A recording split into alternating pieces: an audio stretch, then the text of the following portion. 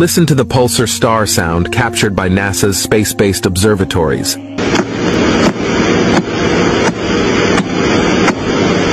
What does it sound like? Isn't it just like knocking on a door?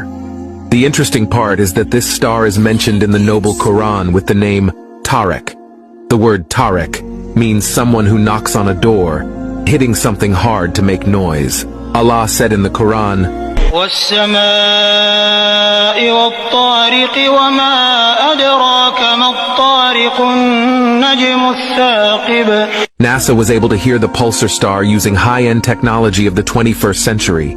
You can clearly hear the sound, which sounds like someone is hitting or knocking on something.